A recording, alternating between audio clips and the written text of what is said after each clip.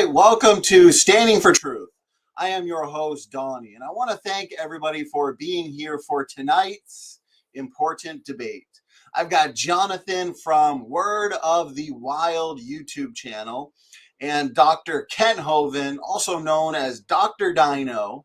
I've got these gentlemen here to debate the topic, is there reasonable evidence for evolution? Everybody's favorite topic, and this debate will be one to remember, that's for sure. So tonight's format is going to be the usual, formal, semi-formal. We're going to have 12-minute opening statements. We will have Jonathan start us off there. Then we're going to have 8-minute uninterrupted rebuttals, then an open discussion.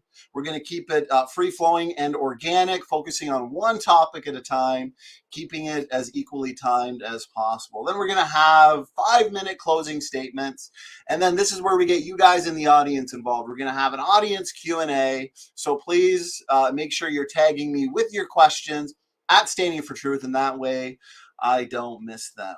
So let's get right into it, though. Let's kind of get to know the debaters for tonight, break the ice before we jump into the opening statements. Why don't we start with you, Jonathan Finley, as this is your first time debating on this platform. Thank you so much for giving us your time, and just tell us a little bit about who you are and a little bit about your channel and even why you find this topic so important. Hey, I appreciate being here. This is really fun. This is one of my very first debates I had. I had one on modern day debate on the flat earth. I had a flat earther on my channel a while back to debate them. And I'm just trying to get into the debate world because I feel like I have a unique approach to a lot of these issues, especially around theology and God stuff and stuff like that. But I was first, I'll give a little bit of my testimony. I was, raised in a Christian home growing up, and all my parents were awesome people. My dad was pastor. He's been a pastor for like 30 years. I'm associated with a lot of the higher up Calvary Chapel people, still good friends with all of them. I was the pastor for about 10 years doing youth stuff, music, all that graphic design and all that stuff. And then I eventually start, I remember one day I was praying and I asked the Lord to show me the truth, because I remember being very confused and frustrated by the Bible and not understanding it and being endlessly just stressed out about it. And I just prayed, Lord, show me the truth. Show me whatever you want from me, just show it to me.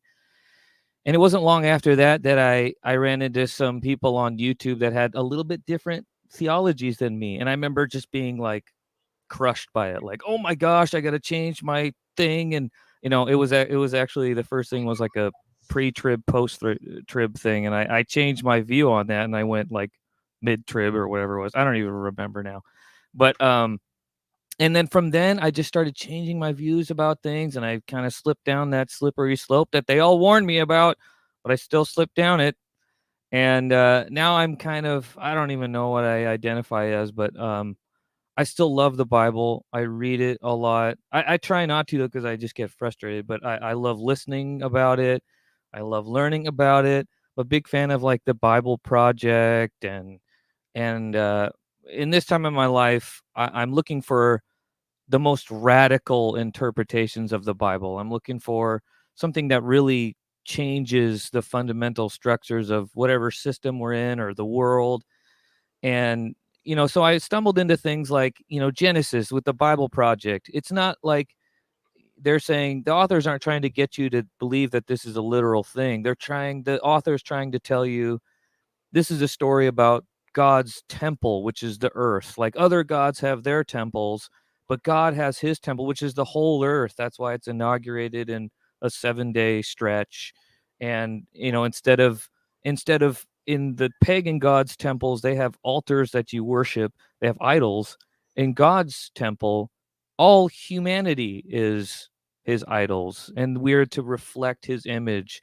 And there's things in there, like that have implications of the environment I issues. just wanted to jump in real quick. I just wanted to make sure you were of the understanding that this was just like introductory words. Oh, I'm sorry. Not the opening statement. Okay. I think it just hit me. I was like, wait a minute. I think you might think this is the opening statement. So, oh, sorry. My bad. Hey, no worries. Let's stop it there. I think that's a good introduction. People know who you are, where to find you. I've got your channel link in the description box. So I appreciate that, Jonathan, and I appreciate you being here for tonight's important debate. So before we get into your opening statement, though, let's hand it over to Kent now for his introductory words. Dr. Dino, how you been? A little bit about you. What's going on over at Dow? Well, thank you for having me. My name's Kent Hovind. I was raised in a home of engineers and teachers up in Illinois. Ended up becoming an ordained Baptist preacher in 1974. I taught high school science for 15 years, science and mathematics. Started a ministry called Creation Science Evangelism in 1989. Traveled all over the world speaking on science and the Bible, defending the Bible as being scientifically accurate. I believe the Bible is exactly correct as written. God preserved it. I believe even stronger than that in the King James. That's where it's preserved. So I defend the Bible against all comers. I think God made everything like he said he did in 6 days. And that people used to live to be 900 years old, like the Bible says. And the whole world's only about 6,000 years old. And dinosaurs lived with man. And we have a theme park, museum, and science center in Lenox, Alabama. Good luck finding that.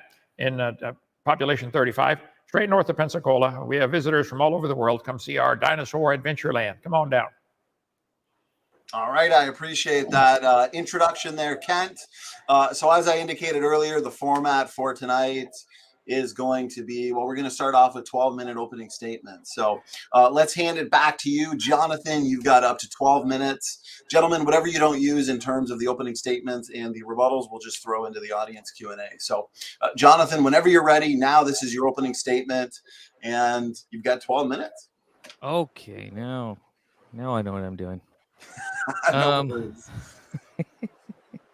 Okay, so kind of where I was left off when I was cheating there. The interpretation that I grew up with was the Kent Hovind thing. I used to be a big Kent Hovind acolyte. You know, I listened to all of it. I never like bought the DVDs or whatever because it was all on YouTube.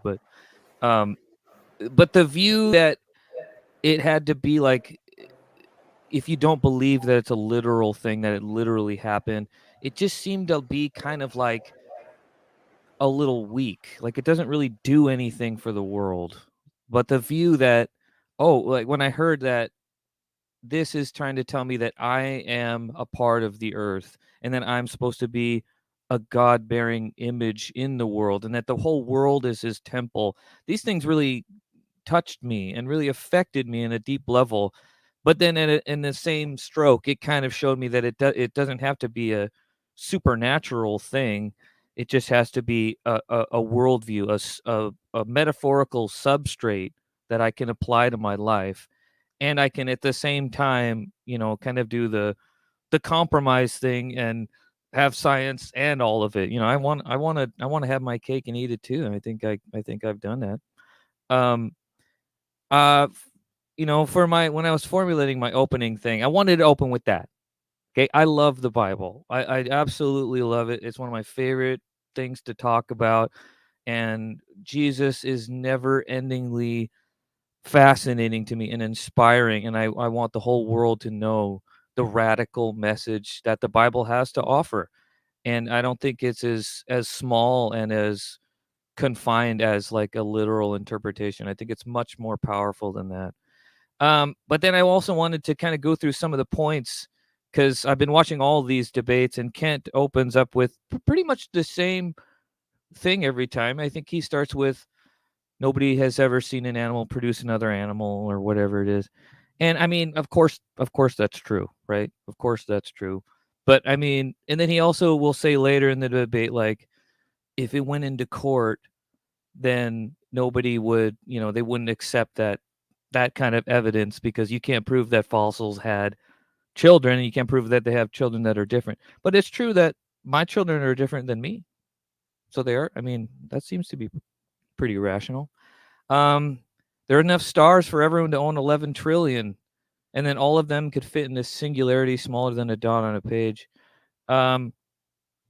I've heard this a lot, but I've also heard, I've listened to a lot of the flat Earth debates, and they'll say crazy things like this too. Like if you're at the equator and you're moving at a tangential speed of 1,000 miles an hour, I mean, it sounds crazy, right? I mean, I'm sitting here in this little camper trailer. I don't feel like I'm moving really fast. It sounds crazy, but just because it's hard to understand and sounds crazy doesn't mean it's not true, right? I mean, the same thing with the stars thing. I don't understand it, but the professionals understand it. Where did time and space come from? I don't know. I don't think anybody knows. But again, like because there's a lot of things that, like, if a flat earther came to me and said, "Well, what makes gravity?" I don't know, but a professional would know. There's still other things like the simplest cell is more complicated than the space shuttle.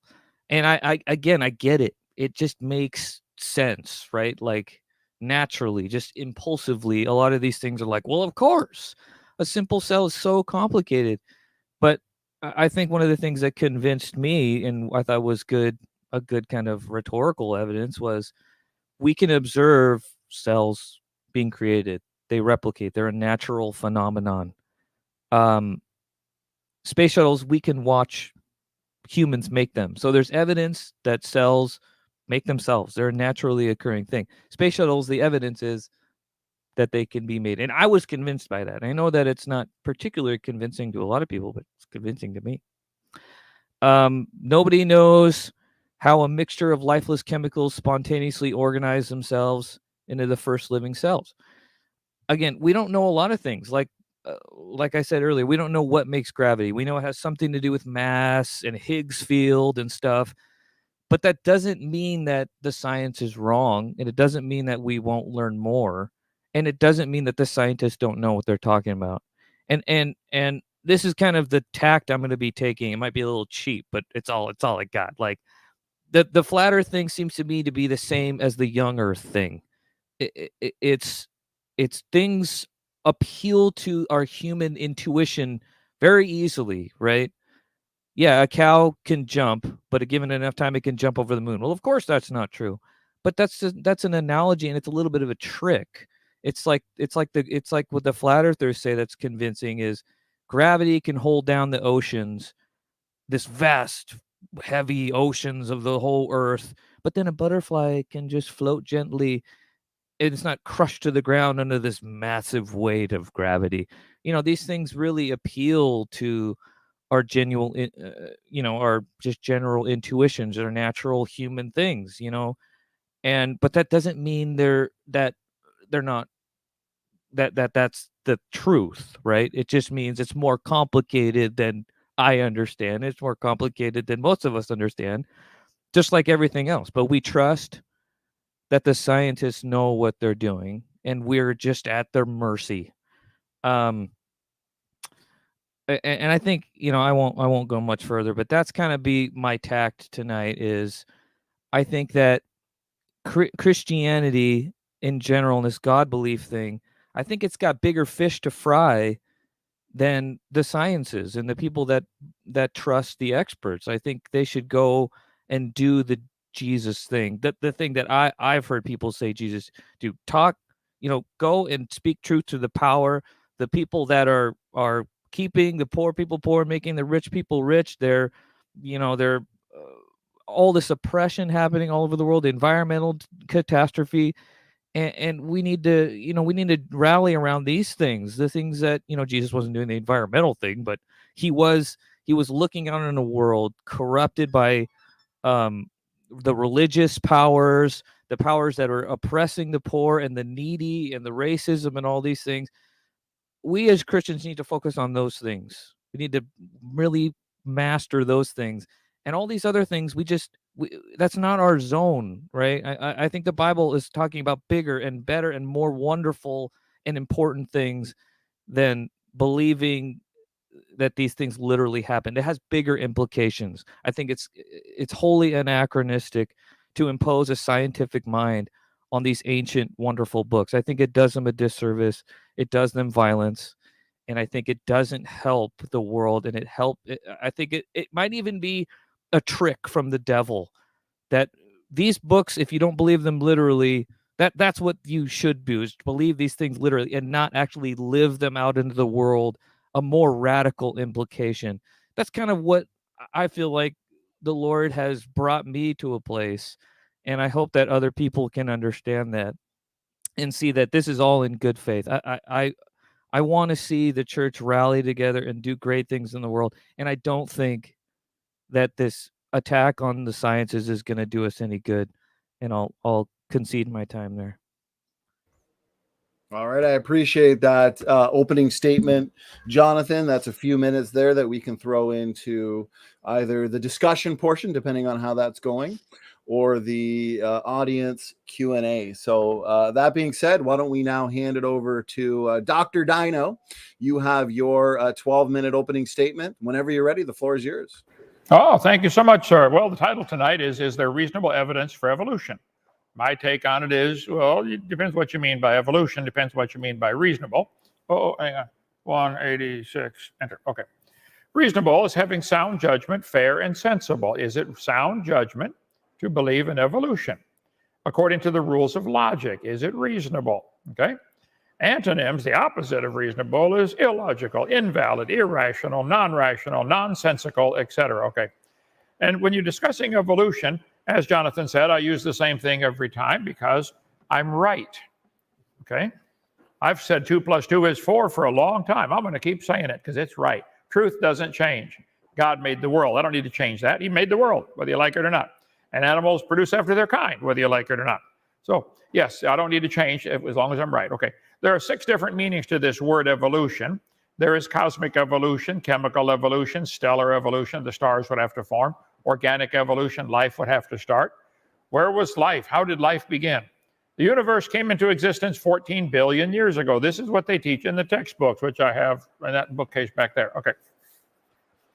It started like an infinitely dense point. I think this is extremely stupid for somebody to believe all the matter in the universe fit into a dot that was extremely dense point. You couldn't squeeze a cup of water into a dot smaller than a period on a page. I tell people, stop sticking your head in the sand. It's not reasonable to believe all the material in the universe fit in a dot. The Big Bang theory is not reasonable. And that's the first step of evolution. I apologize, we're in the middle of a thunderstorm if you hear banging on the metal roof with our church building here. Sorry about that. Okay. It says, as the earth cooled down, it became a hot rocky crust and it formed a hard rocky crust on the outside. Earth was a molten for a period of around 4.5 billion years. Oh, okay.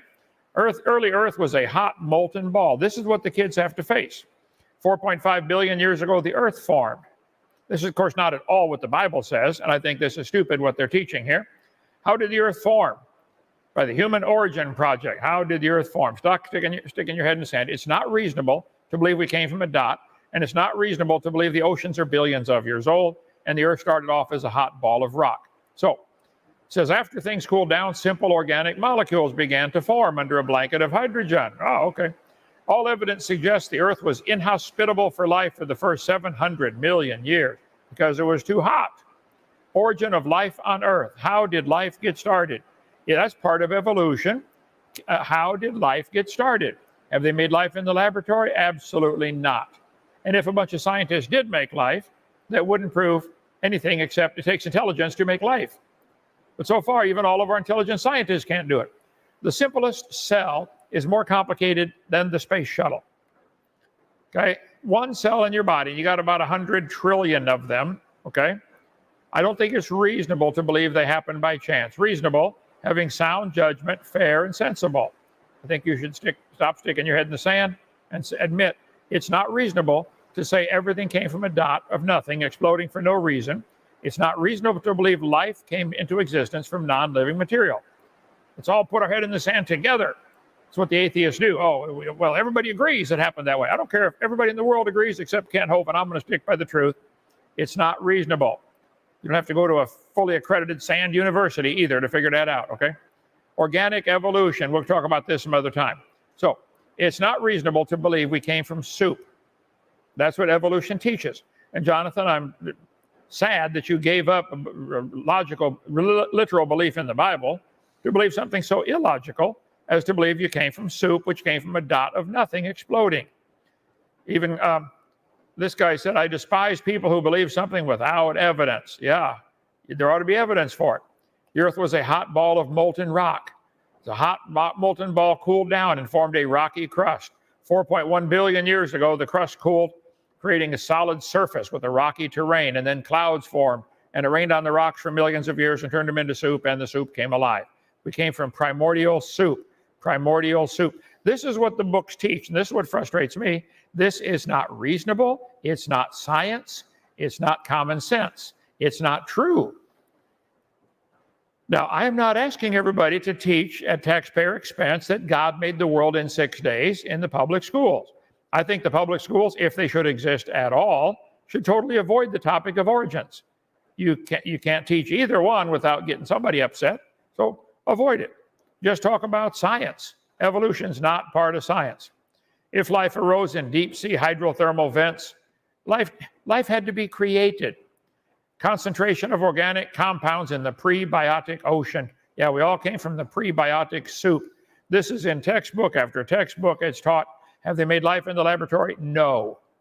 Stop sticking your head in the sand. So it's not reasonable to believe that part of evolution, the origin of life. Organic evolution is not reasonable. No matter how made up your mind is, it's not reasonable. Bible says God created the heaven and the earth. And God created all the winged fowl after their kind. 20 times in the first 7 chapters, God said they would bring forth after their kind. I believe the Bible when it says God made man in his own image.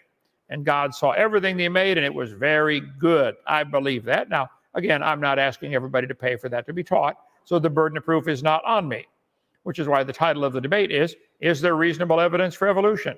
Absolutely not. The Bible says clearly that God breathed into his nostrils the breath of life, and man became a living soul. Let's see. And we got a lot of, the Bible teaches this over and over. Let's see. Let me get to the one I wanted to get to here. One moment here. Got 18 different topics I'd like to cover. Here we go. Slide number 48. Alt-DV 48, enter. Intelligent people can locate clay in the earth, mine it, and shape it into millions of things. That's what the whole pottery industry is about. We've got huge layers of clay here in our gravel pit in Lenox, Alabama. It is perfectly reasonable to say that intelligent people can take clay out of the ground and shape it into things like a coffee cup. Perfectly reasonable. I think intelligent people can locate iron ore in the earth and dig it out. We have a lot of iron ore here on our property at Dinosaur Adventureland. I think intelligent people can take the iron ore and smelt it down and make steel.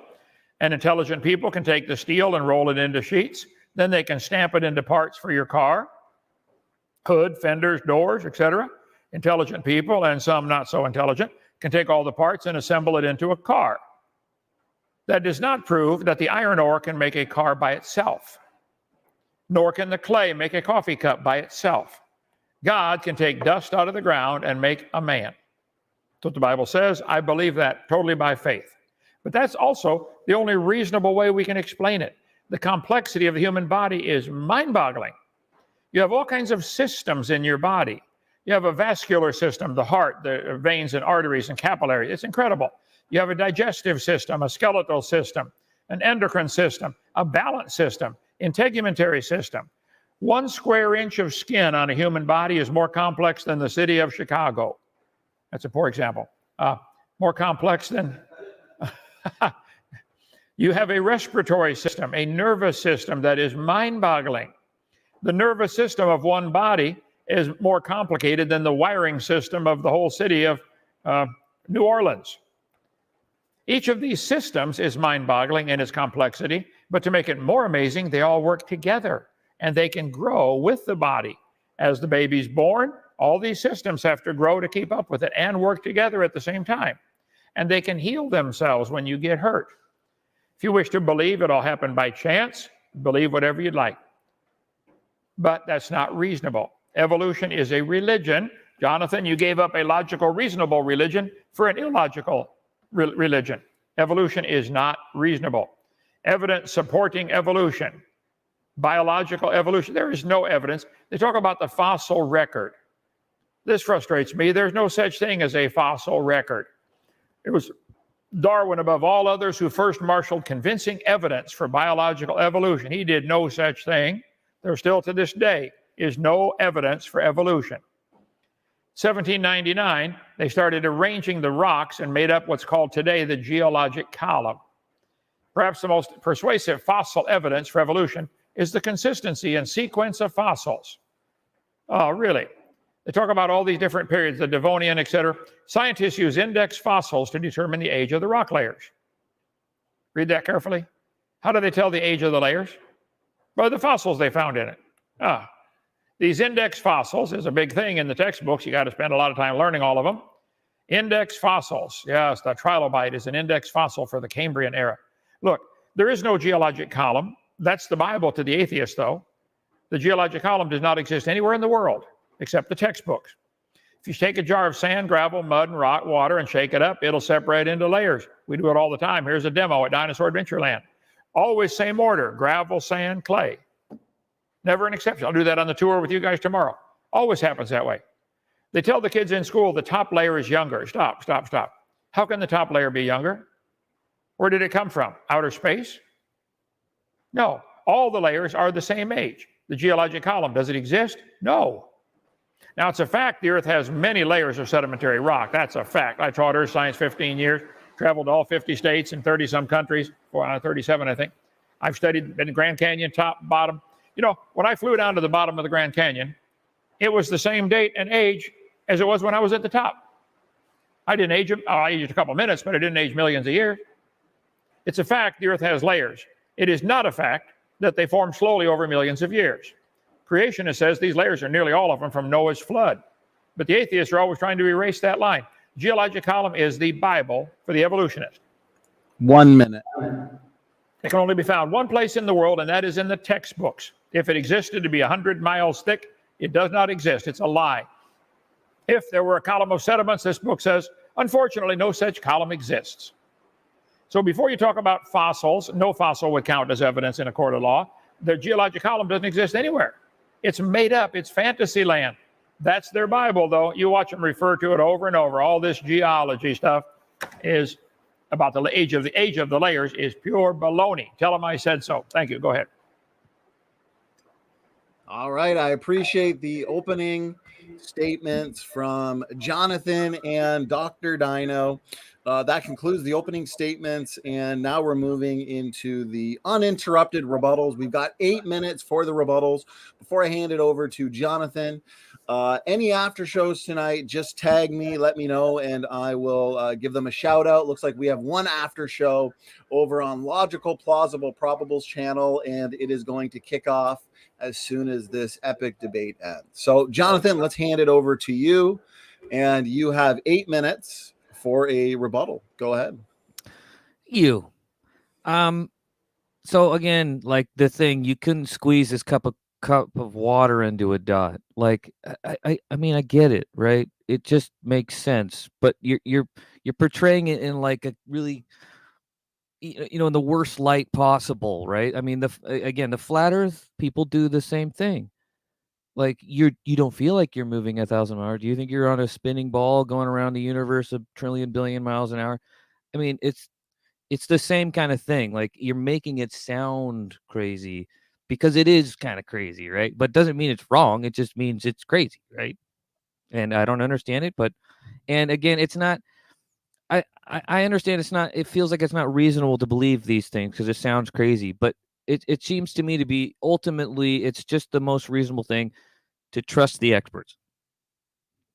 I think to be consistent in any way, I trust them with everything else. I trust that the people building planes know what they're doing. I trust the people who do everything else know what they're doing. But, looking internally when I was a young earther, I just didn't trust them on that one thing. It seems to be inconsistent. This thing about they didn't make life in the lab or they did make life in the lab, that's one of those things like, I don't even know why we would offer up any evidence like that. Because if you say, well, show me if they can make life in the lab. And then maybe they do. And then you go, oh, well, then that just proves that it takes intelligence. You just kind of move the goalpost, right? I don't know why that even comes up because nothing would be convincing. The Sand University thing, I like that. That's funny. That's new. That's new material coming from your boy Kent Hovind right there. He's evolving, adapting. We came from soup. I mean, the Bible says that we came from dirt. I like that. I mean, I like that a lot. I mean, Adamah, I want to get a tattoo right here that says Adamah in Hebrew because it means from the earth. Adamah means from the earth. I love it. It's beautiful. I mean, the Bible is awesome. We're a part of the earth. We're a creature on God's earth, right?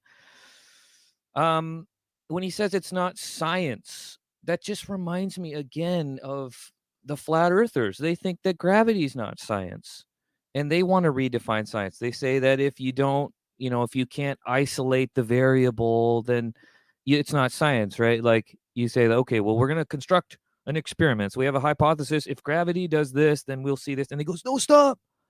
Because you have to prove gravity first. But we're like, but that's part, I mean, I don't understand the scientific method, but I know that they're wrong because the experts believe that gravity is true and that one experiment with the tension rod and the balls spin, I mean, again, it's crazy. It sounds crazy, but the scientists know what they're doing.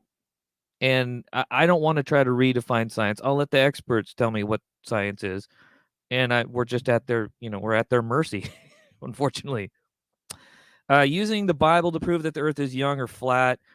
I don't like that. I think that, again, the Bible's got bigger things to deal with. It seems to me like taking these verses and saying, this says that the earth is flat, or this says that it's unreasonable to believe that the earth is young or old or whatever. It's like taking Martin Luther King's I Have a Dream speech and making it about making sure that we all have a happy, good life, we get the right parking spot, like Joel Osteen stuff.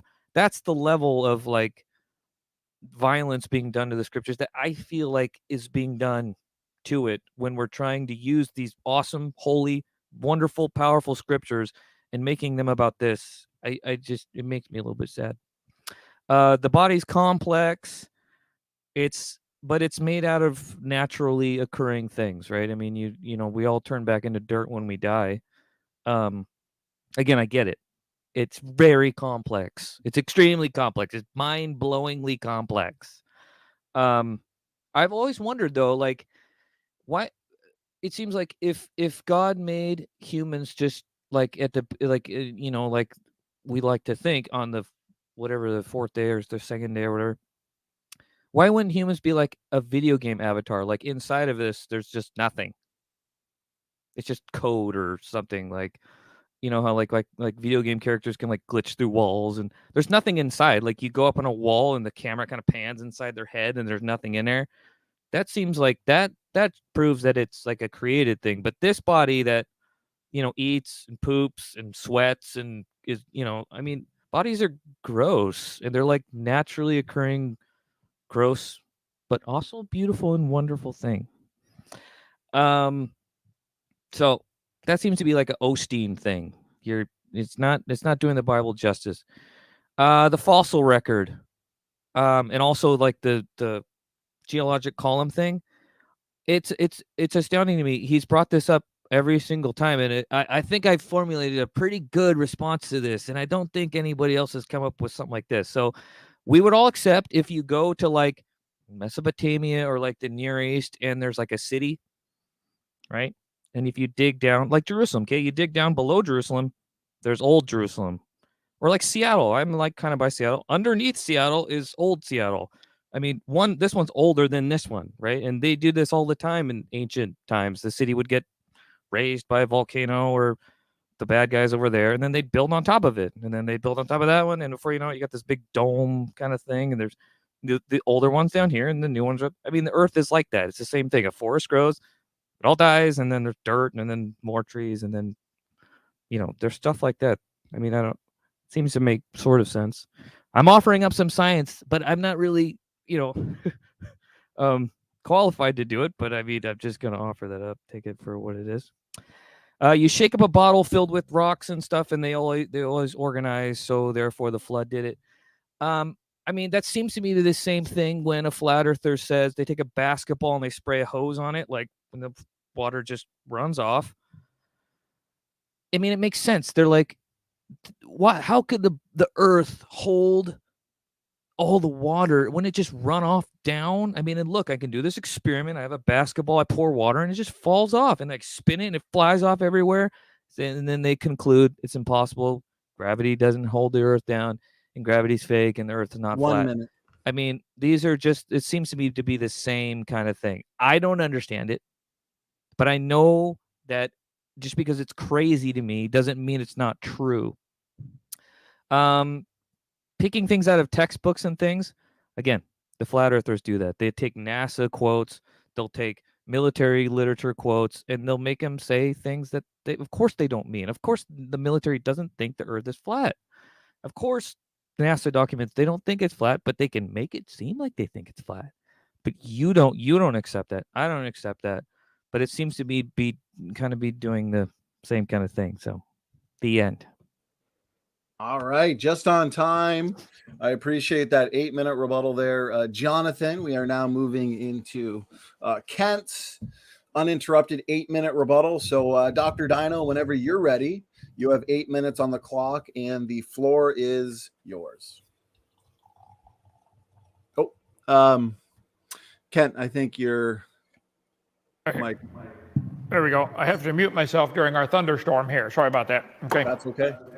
According to evolution, it should get better automatically, but I can't wait millions of years. You ought to beware about the majority. They're often wrong. Even Mark Twain, when you find yourself on the side of the majority, it's time to pause and reflect. Stop and think. Wrong is wrong, even if everybody's doing it. Right is right, even if you're the only one doing it. And majority may be wrong. And you kept saying over in your thing to follow the experts, okay? For many years, the majority of the public school teachers believed in prayer in schools. Were they right? Now they don't believe in prayer in schools. Do you follow the majority? The majority of people followed Adolf Hitler, in Germany anyway. The majority does not make anything sense as far as right or wrong. Majority followed Stalin. You should read Gulag Archipelago and see the stuff they did to the people they put in the prison camps in Russia. They would cram them into the cell where every yard had 3 people, every square yard, and leave them there for days. Starve them. No water, no sleep, can't lay down. So just the fact that the majority believes something doesn't mean it's right. Now, you kept trying to equate young Earth with flat Earth. Jonathan, that is absolutely not true. I believe the Earth is round. It is a sphere. It spins around 1,037.6 miles per hour at the equator, depending on your altitude. It is tilted over 23.5 degrees, and it circles the sun once a year. 365.2422 days it takes to go around, depending on what you use as your starting point. So I understand. And the gravity of the Earth is in the center of the Earth. So water is attracted to the center, not down this way. The dumb flat earthers think, oh, you pour water on a ball, it runs down. Well, yeah, on a ball, because the gravity is below the ball, but Earth is the gravity in the center. I am not a flat earther. The Earth is round. Kansas is flat, but the rest of it is round, okay? Part of Texas is flat too. So stop equating young Earth to flat Earth. That's not true. Evolution might be equated with flat Earth. They're both just as dumb. Nobody's ever seen any animal or plant produce anything other than its kind. It just doesn't happen. You can believe that if you wish, but it's not science. So if you're following the majority, the broad way leads to the pit. The narrow way leads to the kingdom of heaven. I think you ought to get on that. And you made a snide comment there about taking half the quote. Jonathan, I take that as an insult. I'd like you to show me where I don't give the quote and the reference and give the exact meaning. The books clearly teach the Earth began as a hot ball of rock. I showed you many quotes. Read it for yourself. The books clearly teach the whole universe, everything fit into a dot smaller than a period on a page. That's what they teach.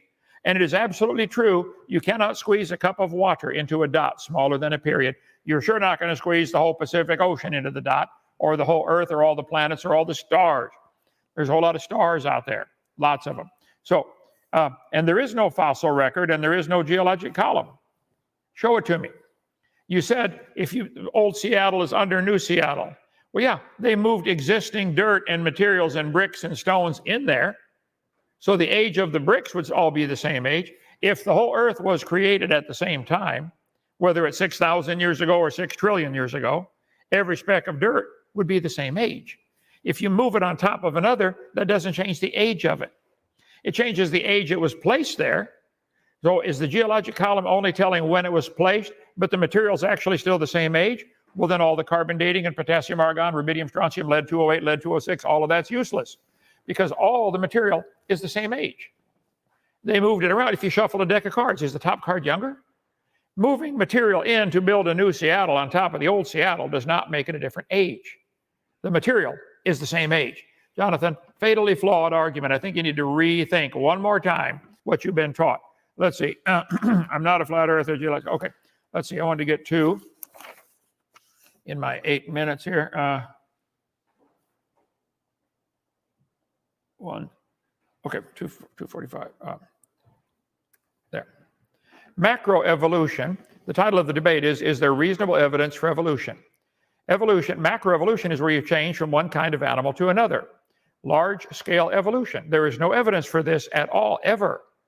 Macroevolution processes take place in populations and the genotypes, really. I don't think it takes place at all. The geneticists and biologists all accept evolution. Well, I don't care.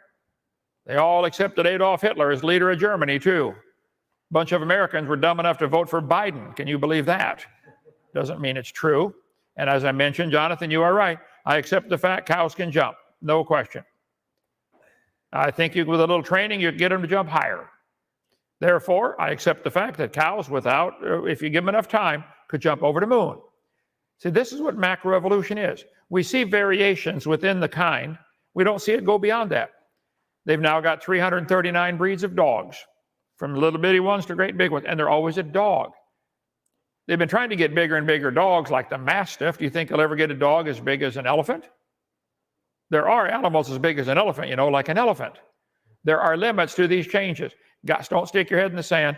God said they will bring forth after their kind, and that's all that's ever happened. I got a bunch of examples. Here we go, right here, right there at it. 260, Alt-DV, 260. I accept the fact that there are many different types of corn. There are 200 varieties of wheat. I accept that. Most have been cultivated by man. Most would not survive in the wild. Farmers have taken care of their wheat and selected the grains to get it to grow in sandy soil or muddy soil or hot climate or cold climate. This is what horticulture and farming is all about. There's 200 varieties of wheat that had a common ancestor called wheat. There are 400 varieties of potatoes. They might have had a common ancestor called a potato.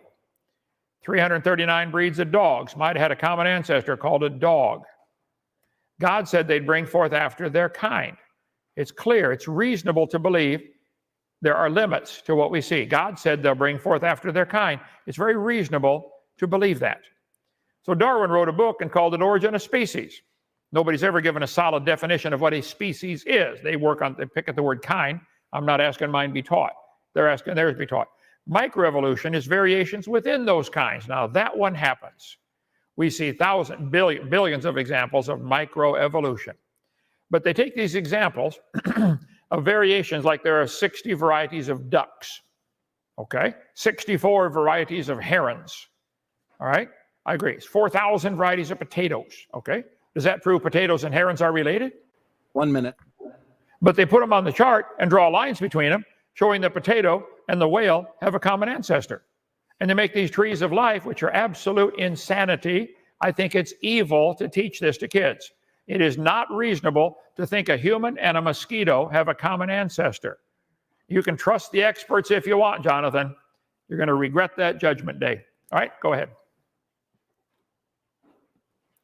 Okay, thank you, Dr. Dino, for your 8-minute rebuttal. Time is flying by. Great debate so far. Thank you, Jonathan and Kent. We are now moving into the open discussion portion of the debate. The topic for tonight, again, is there reasonable evidence for evolution? So, guys, let's make sure we are focusing on the topic of the debate tonight.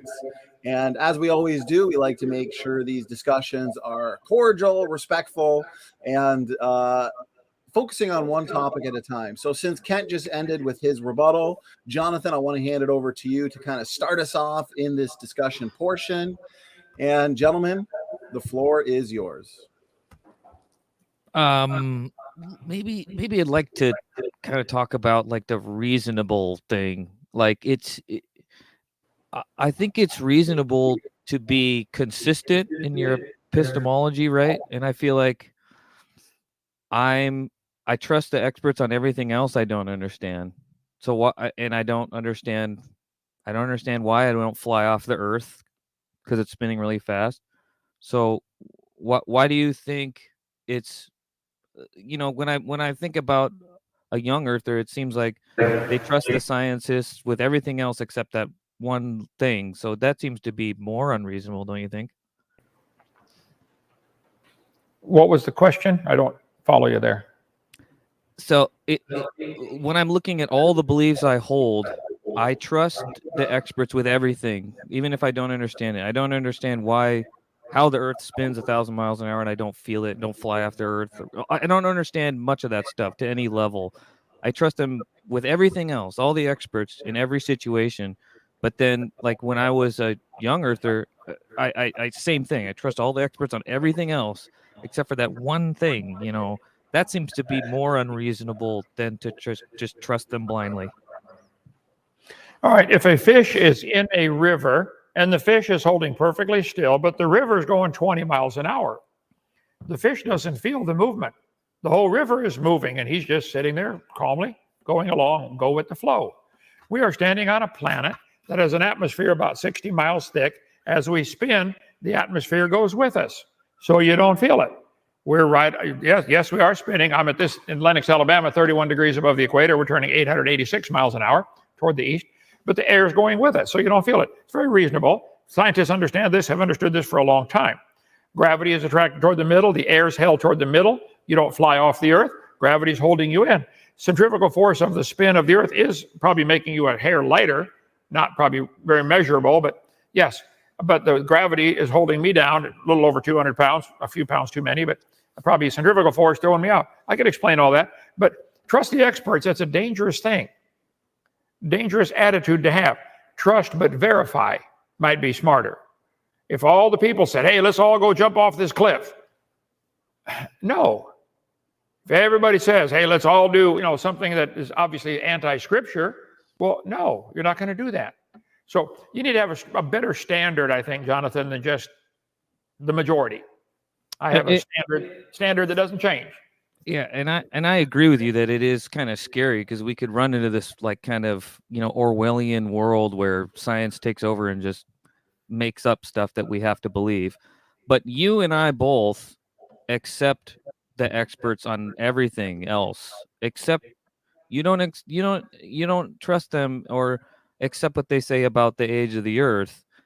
And I know that you have reasons to do that, but that seems to be inconsistent, right? Because you don't understand, and I don't understand a lot of physics. I don't understand how spaceships work and how phones work. They're very complicated, but we trust them.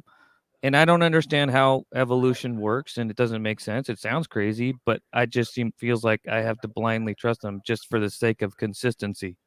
Don't you, right? Well, which experts? A bunch of experts vote Republican, a bunch of other experts vote Democrat, a bunch of other ones are independent. Which experts are you going to trust? I mean, you're going to trust the experts in a Muslim country where they say you got to pray toward the east or toward Mecca 3 times a day and put your head on the ground till you get a raisin head on there, a dot on your head. They're the experts. They tell the people, hey, you got to pray because, Muhammad was a prophet. That's what they tell them. So would you trust those experts? Which experts are you going to pick? I'll tell you what. Pick me. I'm an expert. The earth is 6,000 years old. God made it and the Bible's true. How's that? Case closed. Go ahead.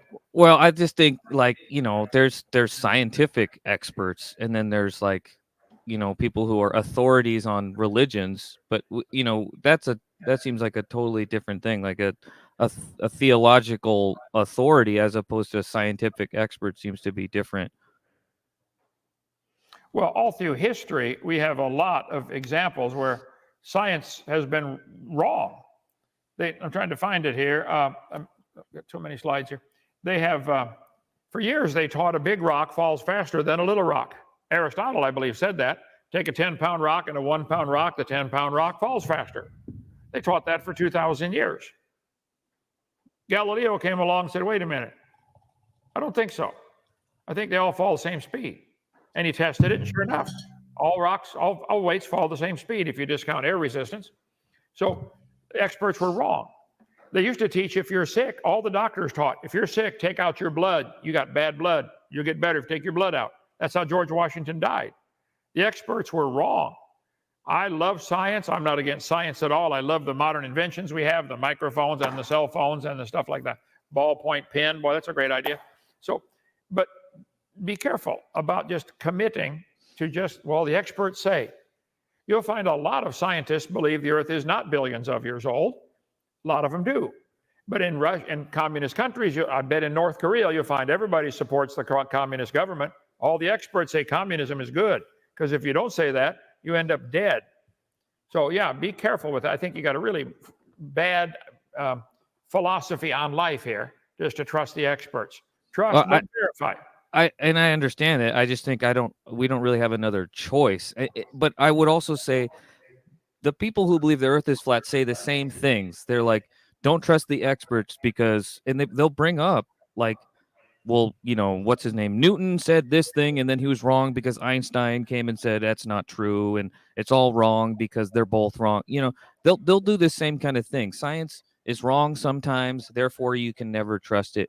But that, I mean, you would argue against that the same way I would, and I would just point out that their misunderstanding of, yeah, science is wrong sometimes doesn't mean it's always wrong.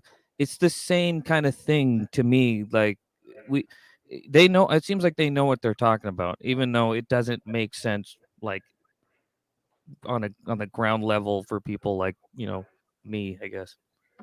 Well, there are many things. I don't think it's possible to have all the knowledge of every area in one person's brain.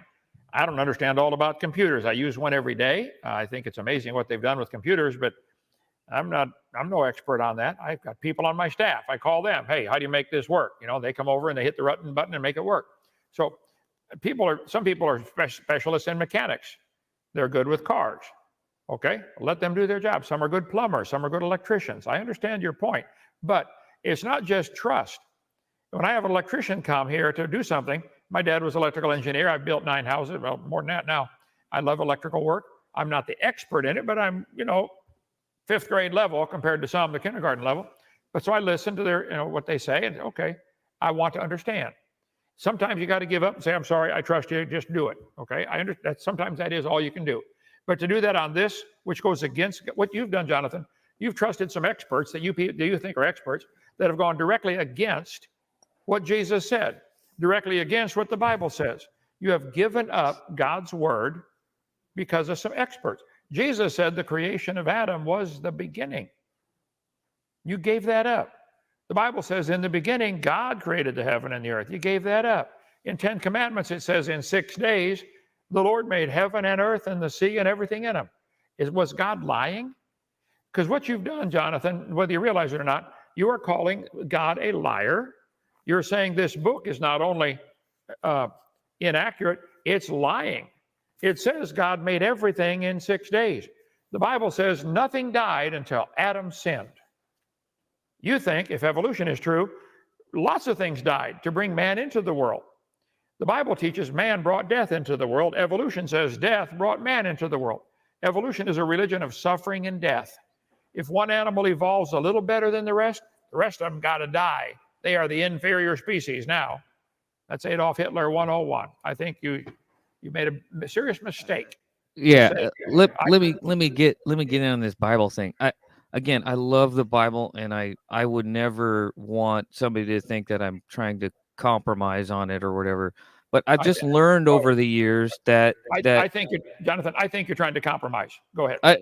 You're probably right. I mean, I like to just cherry pick it or whatever. But I've just learned over the years that when I think, okay, the Bible might mean this or this or this or this, then an expert comes along who's devoted their life to reading the Bible and understanding it, that they'll say, well, no, it probably means this. And I'll go, oh, well, I never thought of that. Or, it just seems like there's even experts on the Bible that I'm just kind of beholden to. And I would rather trust the experts in the people that that know what they're doing with their reading the Bible than me try to guess or whatever. Because even when Jesus says, or whoever says, in the beginning God created, like in in the New Testament, the beginning was this or whatever, I bet you I could find a Bible scholar that you would that you would accept as somebody who loves God, that would have a different interpretation. Well, Jesus actually meant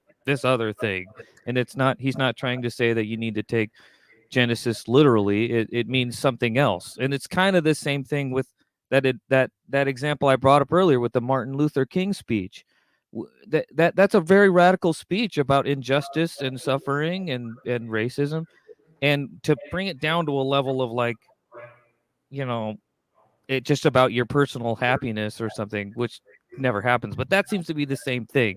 Jesus in the New Testament probably has some really radical thing, life altering, world crushing thing, and then it seems like, well, it actually just means like this lower thing of make sure that you believe that it literally was like this or this. Seems to be that kind of thing. I don't know if that was a question in there or not, but Donnie, are we off track? No, not really. Are we off track here? We're supposed to be on quick Q&A. Yeah, let me. I'm going to jump in here. So we talked about the experts, majority opinion. We talked about epistemology. We talked about what it means to be reasonable in terms of evidence.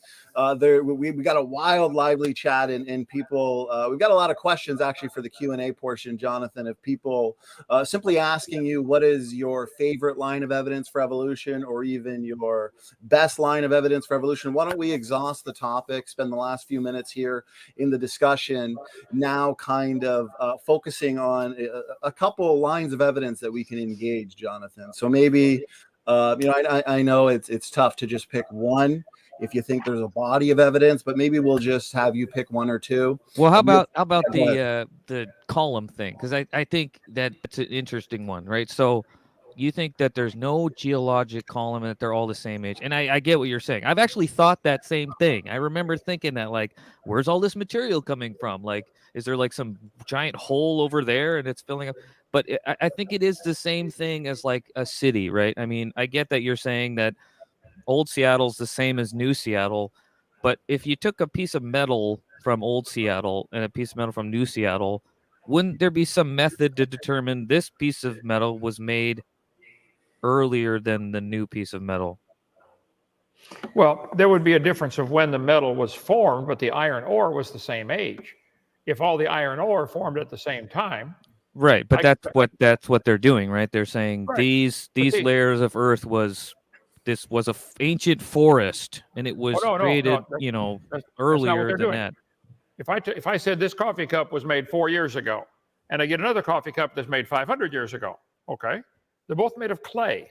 The clay was all made at the same time. It was fashioned into a cup at a different time, and New Seattle was fashioned at a different time than Old Seattle, but the material they built from has to all be the same age. How can the layers not be the same age? Is the top layer coming from outer space? Where's it coming from? In the way that you're phrasing it, like, of course, it's like all the same age, like whether it's 6,000 or 6 billion, right? But seems like there's ways to tell this old Seattle thing was made this long ago and this new Seattle was made this long ago. So isn't there ways to tell this old forest was made this long ago and this newer forest up here was made this long ago, right? Aren't there ways to tell when they were made, as opposed to like the fundamental particles were created, like, by God or whatever? Well, that's my point. Yes, we can tell they were made at different times, but the particles are all the same age. The geologic column is teaching the kids that the particles of dirt are all different ages. I don't think that's what they're saying. They're just saying that this layer, is filled with these, like, it's like ancient forests and ancient, shallow oceans. Everything dies and falls to the bottom and creates layers of stuff. And they could tell, well, all these stuff died around this time ago, right? And then stuff died on top of it. And there's ways to tell how old they are, not like when they were first created, but like when they died, or it's different than like when they were created. It's like the Seattle thing. They can tell that old Jerusalem was this old because it was these adobe bricks were made longer ago than these adobe bricks, not because they're like particles are different ages on a geological cosmic timescale, but when they were made, right? No, see, they're missing the whole point. The geologic column is telling the kids the material is different ages. If I took a bunch of cards, spread them out across the table, and then stacked them all up in a stack, is the top card younger, or was it placed on the stack last? Well, yeah, it was placed on the stack last, but they're all the same age. And if you take dirt and move it from here to here on top of this one, it's still the same dirt, it's still the same age. My point is, the geologic column does not exist like they teach it in the textbook. And they'll admit it once in a while, if there were a column of sediments. Unfortunately, no such column exists. They made up the whole thing. It's baloney. So as far as testing them, the way they tell the age of those layers is by the fossils they find in them. And the way they tell the age of the fossils is by which layer it came from. Complete circular reasoning. I covered that last night on my Whack an Atheist program on Dinosaur Adventureland YouTube channel. So, but I mean, so again, let me go back to the Seattle thing. Like, Sure. Isn't there a way to tell that they're different ages? So whatever method they use to tell that old Seattle is different than new Seattle and old Jerusalem is different than new Jerusalem is the same methods they can use to determine the bottom layer of some whatever geological stuff is older than the next one up. You're still not getting it. This coffee cup, let's make a number up and say it was made 4 years ago, okay? I could go to an antique store and find some pottery made 200 years ago. I agree, this was made after that one was made.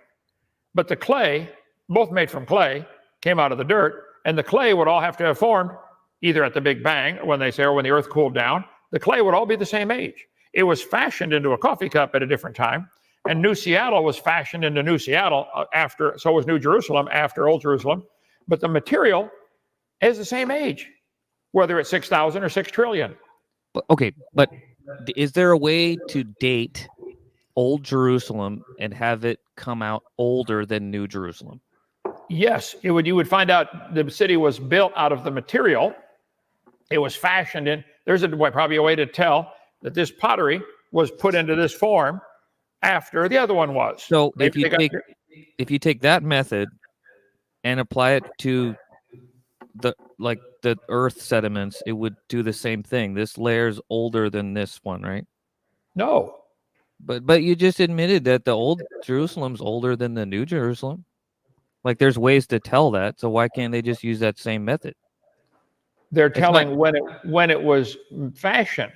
They might have used a different method of firing the pottery 4 years ago than they did 200 years ago. Maybe they've improved the methods of creating pottery. Maybe they've improved the methods of building cities where they now have different tensile strength in the steel or something. And you could look at the steel and say the hardness of this steel compared to the old Seattle, but the steel is the same age. It's when it was fashioned. I don't know how you're not getting it. No, I get it. It's the same. Like, the atoms are like the same age, right? I get it. But they were fashioned. They were made at different times. Just like at the bottom, at a different geological column. This forest was made before this forest. But when they carbon date things, they're testing the atoms. So they should all give the same number. But are they testing the atoms, or are they doing like the same kind of thing as like when they date old Seattle and new Seattle and Jerusalem and stuff like that? Well, on my video number 7, question answer in my seminar series, you can get the whole thing for $50. I go a lot through carbon date. I'm going to redo that in the next couple of days on my YouTube channel, Dinosaur Adventureland. And yes, we'll be talking about carbon dating. But the geologic column does not exist, and they date it's circular reasoning. They date the fossils by the layers and the layers by the fossils. And they admit it, circular reasoning. I've got a bunch of quotes on that if you want to see it, but I covered that last night in my Whack an Atheist program I did. So I think we need to go to another question, Donnie, unless you got beating this dead horse here. Yeah, let me jump in. So, Jonathan, now we've kind of discussed the geological column. Is there reasonable evidence for evolution? Maybe one final kind of line of evidence that you might think is convincing. Jonathan, let's say there's someone on the fence, and you were trying to convince them of, say, universal common ancestry, right? All plants and animals related to common ancestry. What line of evidence would you point to, right? Would it be homology, transitional forms, nested hierarchies? Let's choose one and then engage that one further. I mean, I literally would just say the same thing. Like, I trust the experts just like we all trust the experts, and we don't want to like nitpick. I trust them on everything else except this one thing, just like the flat earthers do that. And I don't think we would agree with that, but maybe we don't want to talk about that. What about this? I would say I have chickens, and I was processing them, murdering them the other day, and I noticed that, one of like they have fingers right in their wings, and one of them has like a little claw that you don't see. Maybe I point to that. That's interesting. Aaron Raw over there, he's got emus. And if you look under their little feathers, they got little tiny little gross little, hands under there, little chicken wings. Like it seems like, and then you go to the zoo and you watch an emu and you hear the sound they make, it'd be like something that you'd think is a dinosaur. They got dinosaur legs. It just, I don't know. There's something about it. I think they might be onto something like that. We have emus also. We had 3 of them. One was kind of unfriendly, so he ended up on Thanksgiving dinner table. So now we have 2. Did you really eat that thing? I did not eat it yet. I would, yeah. And they have little tiny wings. You're right. They're pretty useless. That would be, but even if they used to be a functional wing, which is unlikely, that would be losing something, not gaining something. That is the exact opposite of what evolution needs. You got to gain a whole bunch of stuff to have a wing that would fly. So the fact that the emu wing has little claws on it, maybe they use them for something. I don't know. A lot of animals have little claws they use, like the snakes. Snakes have little claws that they use for mating. They can't talk and say, "Scoot over, honey." So they use the little claws to move each other around. So that's got nothing to do with walking on land, though. So I think even if we don't fully understand what the purpose of something is, there's things on my car. There's buttons on the car. I don't know what they're for. I don't need to know all of them. I got enough. I can start the car and drive it. Okay, that's plenty. With the emu thing, like when you say, okay, what's the evidence for evolution? Well, it has to change things.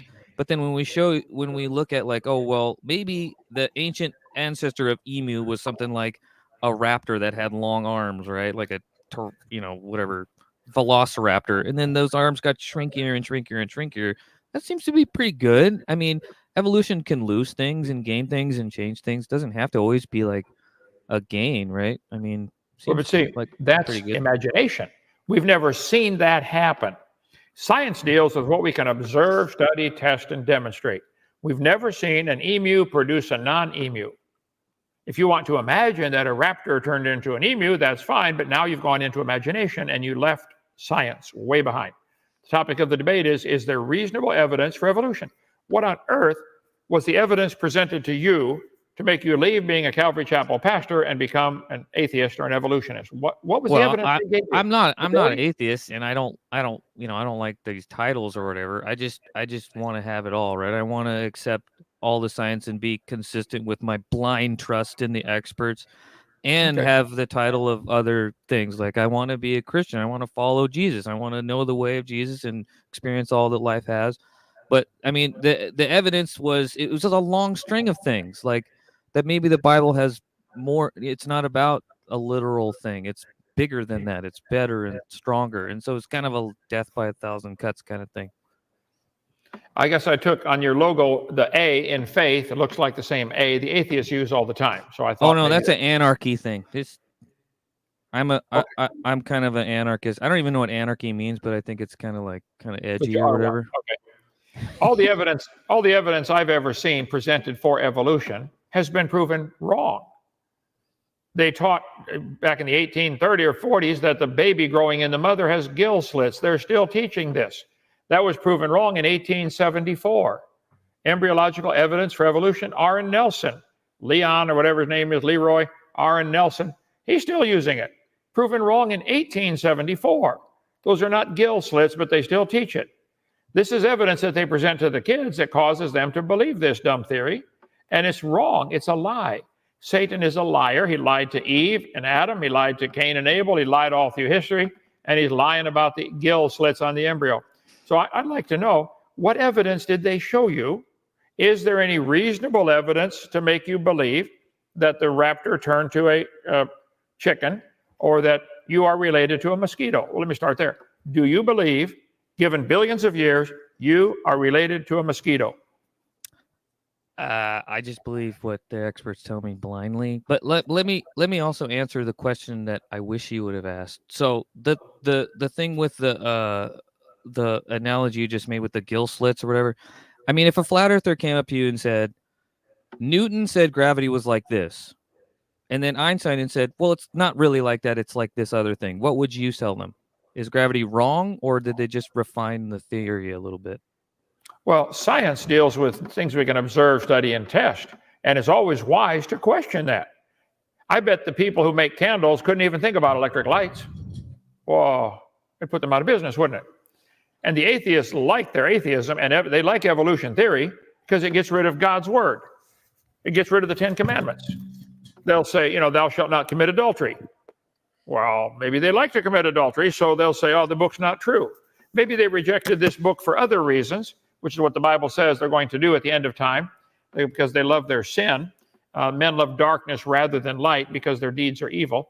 I don't think there's any scientific evidence that any animal has ever produced a different kind of animal.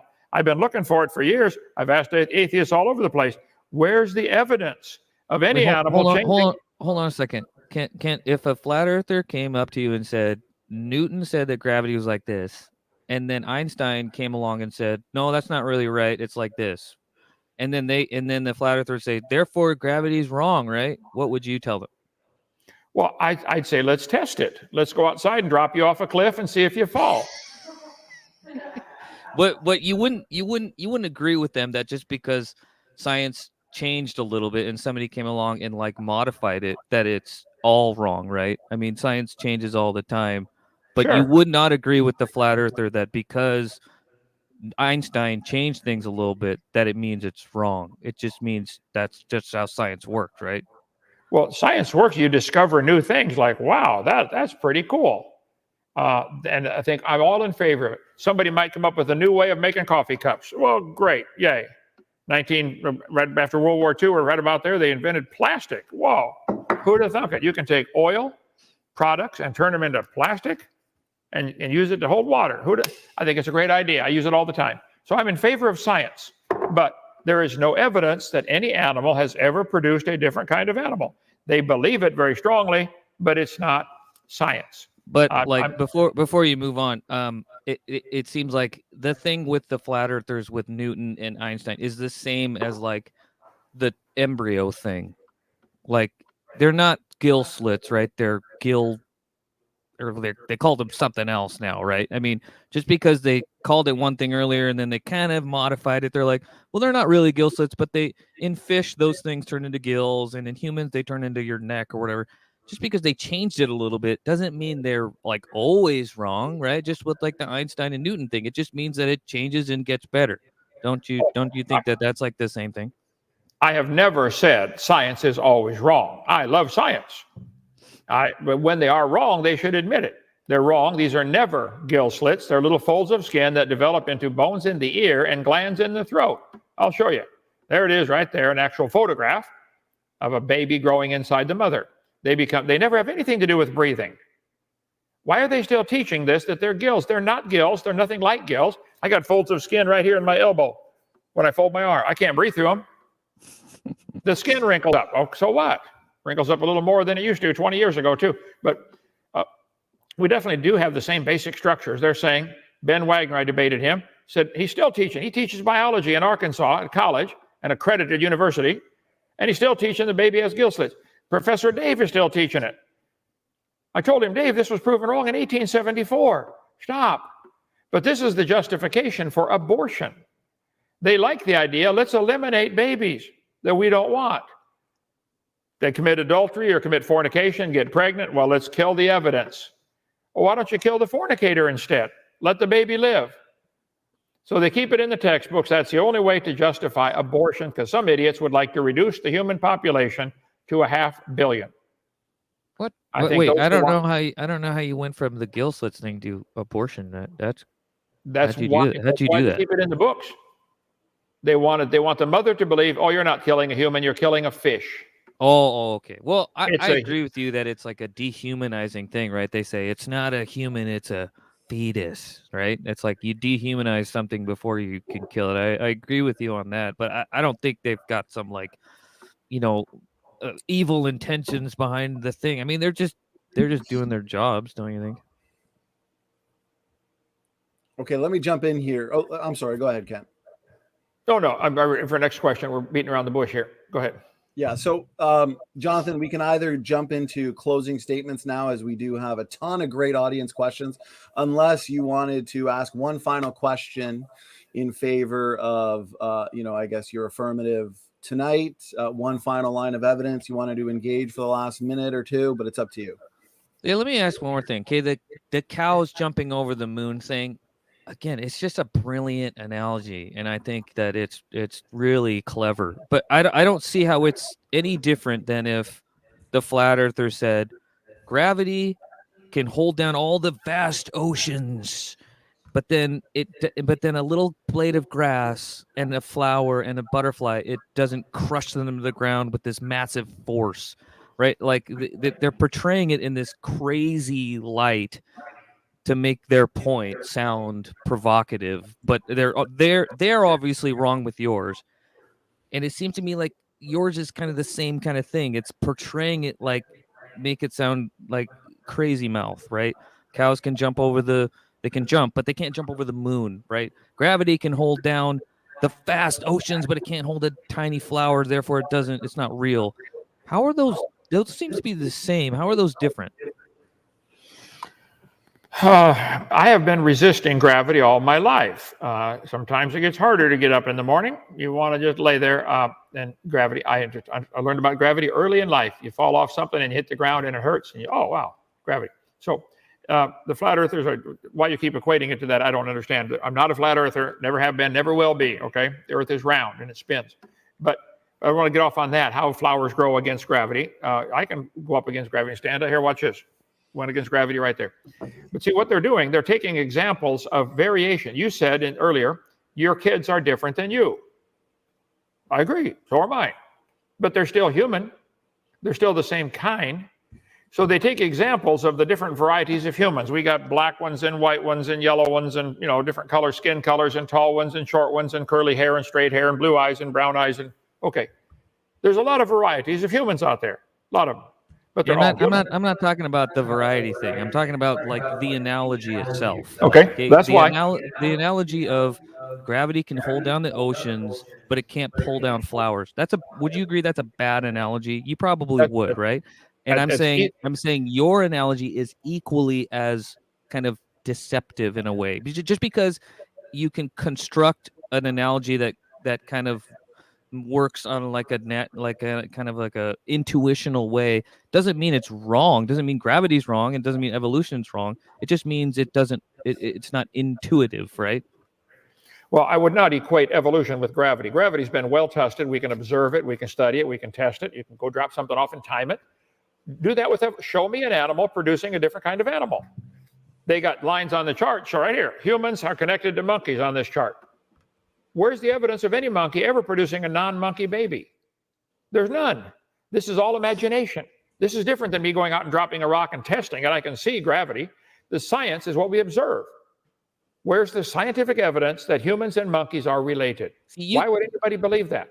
You really should watch some flat Earth debates. I mean, because they would say, I know you're not. I'm not really either. I got to stop. But they would say the same thing. They would say, well, you drop a rock. We don't know that that's gravity. That could be buoyancy. That could be density. They just deny all of it because it doesn't fit their thing.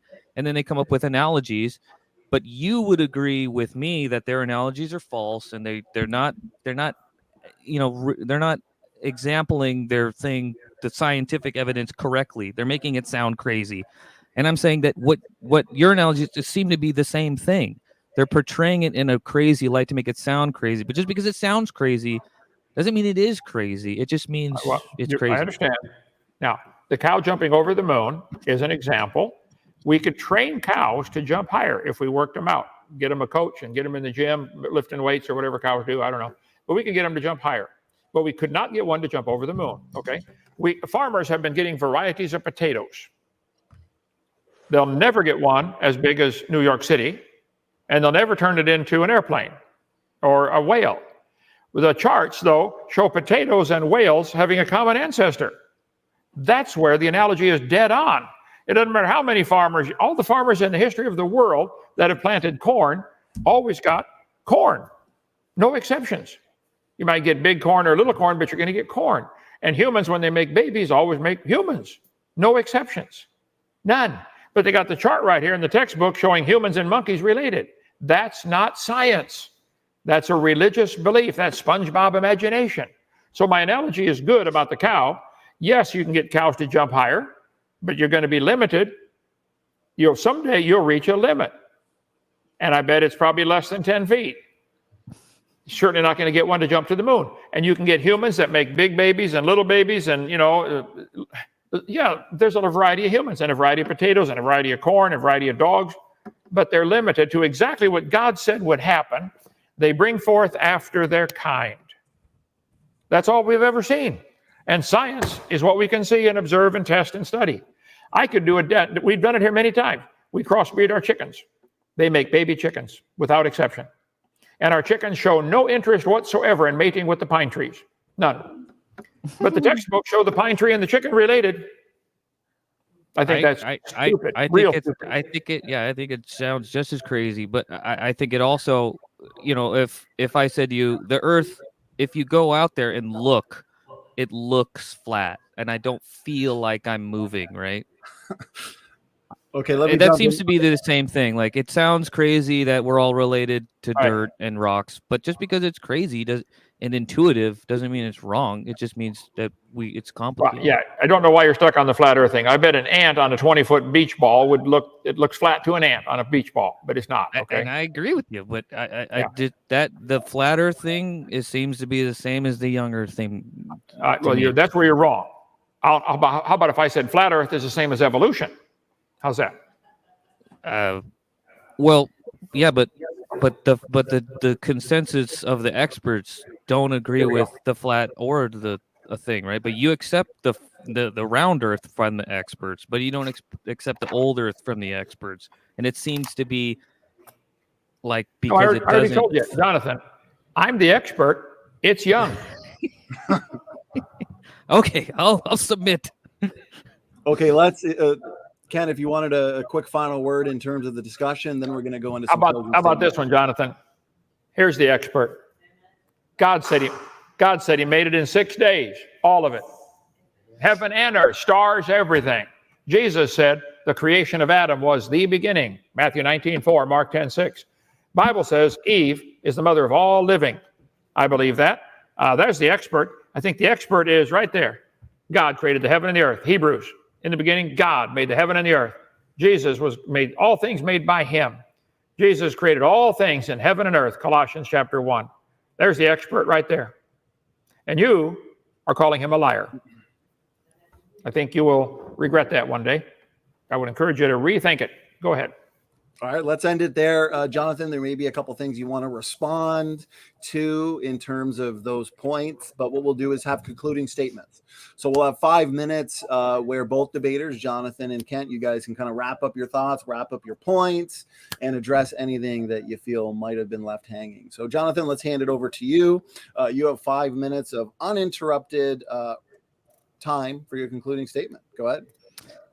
Yeah, thanks, Ken, for taking the time. I appreciate it, and I've had a grand old time, and I love being here. I mean, I with the Bible, I love it so much, but I think it's dangerous for me to try to speculate on what it means, and I just keep going back to when I hear the experts talk about it. It helps me. And again, I do that with everything else. Like, I'm an electrician and I don't try to do plumbing. I go and ask the plumbers, or I let them do it. Right. I don't try to do things by myself. And like N.T. Wright, he's a New Testament scholar. He says the same kind of thing. Like, we can all drive cars, but when it breaks down, we go to the experts, right? We can all read the Bible, but it's kind of dangerous because we can kind of get the thing like, okay, we got to love neighbor, love God. But then when it gets down to the nitty gritty of it, we have to go to the experts and let them help us. Let wise, godly people tell us what these things mean. and not try to just make it up, because it seems to be incredibly dangerous. I mean, that's what cults have been doing for thousands of years, right? They'll take, like I saw that show that happened recently, Midnight Mass. They took the Bible and made it sound like the Eucharist has something to do with vampires, like we're eating God's flesh and drinking his blood, and it all made sense. They picked and chose, this is what we like to do. We like to take the Bible and make it say whatever we want. But I want to let the experts do their thing and help us and use our God-given wisdom and rationality and things like this. So when the experts are telling me and saying these things are not literal things, these are old, ancient, beautiful sagas and parables, and we love parables in the Bible. And why can't Genesis be just another gorgeous, beautiful, fantastically powerful parable? It doesn't have to be a literal thing. We can just go with the parable thing. And I think that's actually better. It actually it's going to help. It's helped me see my place in the world. It's brought me life, and it's brought me, closer to godliness, I think. And it has a more of an impact on the world instead of us looking like we're attacking science. I think if Christianity just let the experts do their thing and we focused on justice, mercy, important things like that, not letting the experts do that stuff, and we'll just focus on this and not making the Bible say what we want it to say, but letting the wise academics help us to understand it. Because when we bring our own preconceived notions to it, a scientific whatever, I think we're just doing violence to the Bible.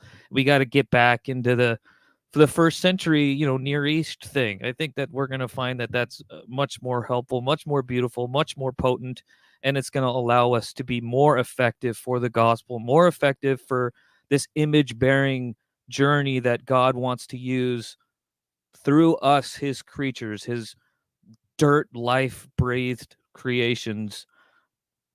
The end. All right, I appreciate that concluding statement there, Jonathan. Now we're going to hand it over to Kent. Kent, you also have a concluding statement. You've got 5 minutes whenever you're ready. Well, thank you so much, sir. Jonathan, if I found a fly in my water, I would pick out the fly. I'm not against water because I picked the fly out. I'm against flies in my water, okay? I'm not against science, but when scientists teach something that's wrong, I pick that out and I swallow the rest. I love science. I taught it 15 years. I'll debate any scientist you know. There is no evidence of any animal or plant ever producing offspring other than its kind. But to draw lines on paper in the charts that they use in school, I think is criminal. I think they should be fired for claiming that they are related to a mosquito. The expert said, he answered and said to them, have you not read that he which made them at the beginning made them male and female? Jesus said the creation of Adam and Eve was the beginning. And sure enough, if you add up the dates in the Bible, that's what you're going to get. Do you believe that? Same thing in Mark 10:6. From the beginning of the creation, God made them male and female. Do you believe that, Jonathan? I believe that. He's the expert. Jesus said the beginning was when he made Adam and Eve. He's the one who did it. Who else would know better? Bible says by one man sin entered into the world, and death by sin. Did God make a world with death and suffering? Like evolution says, they leave God out, but they say the world's always had death and suffering. The strongest survive. The lion eats the baby zebra and loves it. The baby zebra don't love it, but the lion loves it. That's not what God made. God made a perfect world, and man has wrecked it. It's our sin that destroyed it. The Bible says sin brought death into the world. That's what the expert said. I believe that. Bible says by man came death. In Adam all die. The reason there's death and suffering on this planet is because of man's sin. God's going to fix it one day. Bible says nothing died until man sinned. I believe that. In the 10 Commandments, God wrote on a rock with his finger, in 6 days, the Lord made heaven and earth, the sea, and all that in them is. You don't need any experts to help you understand that, I hope. It says he made everything in 6 days. He said it again in Exodus 31. It's a sign between me and the children of Israel. In 6 days, the Lord made heaven and earth. It's not a parable. It didn't need to be interpreted. He said it a bunch of times. In 6 days, in 6 days, in 6 days. I mean, it couldn't. And the Bible says Adam was the first man. You don't need any help interpreting that. I believe that. Do you believe that? Adam called his wife's name Eve because she was the mother of all living. Do you think she's the mother of all the living people on the planet? The Spirit said in the last days, in the latter times, some shall depart from the faith, giving heed to experts. That's what you've done, Jonathan. You gave up the truth and swallowed a lie. If there's a fly in the water, pick the fly out. The rest of the water might be fine. If there's science has got something wrong, and this is what the science is supposed to do. They're all been doing something one way, and somebody says, hey, why don't we build an internal combustion engine instead of hook a horse on the front? Oh, good idea. But if it'd gone by peer review, everybody would say, oh, no, you only got to have a horse on the front of your wagon. No, it won't work any other way. That's what peer reviewed would have done, would have kept us in a horse and buggy. I like new ideas. I think all the experts used to teach, hey, the Bible's true. Teach it in schools. Pray in school, kids. I prayed in school when I was in public school as a kid. What happened? The experts change all the time. You can't go by that. I'm sorry that you fell for that, and I'm sorry they caused you to doubt your faith, but Jesus was right. The creation of Adam was the beginning. Nothing died till Adam sinned. You add up the dates that are right there in Genesis 5. Get one of my charts here. Bible says Adam lived to be 900 years old, 930. I believe that.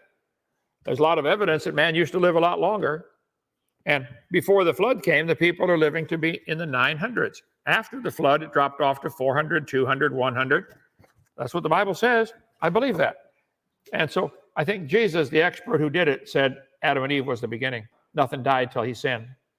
Expert said God wrote on a rock with his finger, in 6 days, I made heaven and earth. I believe that. I think the Bible says in 2 Peter, at the end of time, scoffers would be ignorant of the creation and the flood. The flood, the shuffling up of the continents and the moving around of all that water, that's what made all those layers. You can put mud in a jar and put water and shake it up, and it'll settle into layers in 30 seconds. The flood made those layers, not millions of years. They're all the same age. All over the world, petrified trees are found standing up, connecting those layers. How on earth can you get a petrified tree connecting all the layers if they're different ages? Dead trees only stand around, 4 or 5 years, not millions. Watch my video number 4, Lies in the Textbooks, where I cover holes and show the pictures of the polystrata fossils. I don't have them ready here tonight, but anyway, thank you so much. We need questions from the audience now. But Jonathan, I'd like to see you get back serving the right Lord and reading the right Bible and get back to being a Calvary Chapel. Well, if you keep reading your Bible, you can be a Baptist pastor. Then you get it to the top. But Calvary Chapel is pretty good. Okay, they're close. All right, I appreciate the concluding statement, Kent, and also Jonathan. You guys made for a fantastic debate, very entertaining, engaging, and we've had a great chat the entire time. So over 230 people enjoying this epic debate. And let's get into some questions. Let's get into some audience questions. And as we always do on this channel, we've got a nice mix of questions for both Jonathan and Dr. Dino. Whoever the question is for, let's give them the last word in order that we can move along smoothly. Okay, so I'm going to go all the way back to the beginning and just go in order. Just go in order for the most part, unless there's some questions here that are not really relevant to the topic. So this first one comes in from Chris Peacock, and the question is for Dr. Dino. So he asks, if everyone was vegetarian before the flood, why was Abel a shepherd? Who's that for? It looks like it's for you, Kent. Everyone was a vegetarian before the flood. Well, the Bible clearly teaches in Genesis chapter 1 that everything was vegetarian, that God gave them the plants and fruit and vegetables to eat. It wasn't until after the flood, Genesis 9, when animals became afraid of man and meat began, and God said to Noah, it's okay to eat meat, but don't eat the blood. Okay, that was in Genesis chapter 9. But there's a lot of reasons to raise sheep. You raise sheep for milk. You raise sheep for their wool, to make clothes and make tents and make practical things out of them. Doesn't mean you have to eat them. So I guess I don't understand the dilemma the person's having there. All right, I appreciate the response there. Kent, Jonathan, did you have anything to add, or did you want to move on to your question? I would like to add something pretty quickly. I just read a nice article. It was the best article I've ever heard on that Cain and Abel story, and it's on radicaldiscipleship.net. Those are some of my friends that do this thing, and it's this beautiful thing about how Abel is like a shepherd, and and Cain is the other thing, right? And Abel represents the poor and the shepherds that are on the fringes of town, and Cain represents the city dwellers and the empire and things like this. And you know, there's great quotes in this about I'm more than ever of the opinion that a decent human existence is possible today only on the fringes of society, where they run the risk of starving or being stoned to death. In these circumstances, a sense of humor is a great help. That's a bad quote from this article, but it's just kind of the point of like, there's really awesome radical interpretations of these things other than the literal ones. And I want to take the most radical interpretation possible. Thank you for the response, Jonathan. Kent, question was for you. You get the last word. No, you can go on to the next one. Okay, I appreciate it. So this one comes in from Cover to Cover Book Reviews. This one's for you, Jonathan. He asks, since you don't understand the so-called science of evolution, would you say it is your religious belief?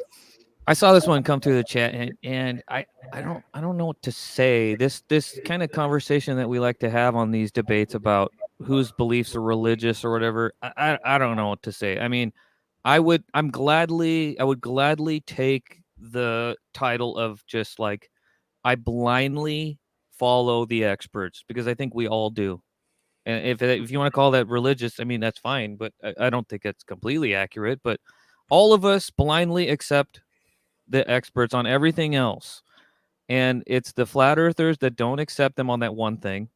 And then it's the young earthers that don't accept them on the other thing. So that seems to be inconsistent. So that's why I just blindly follow them, because I don't think there's another choice other than me making something up, but I'm very liable to be wrong. So if that's religious, then I'll take it. All right. I appreciate that response there, Jonathan. Dr. Hovind, anything you wanted to add to that one?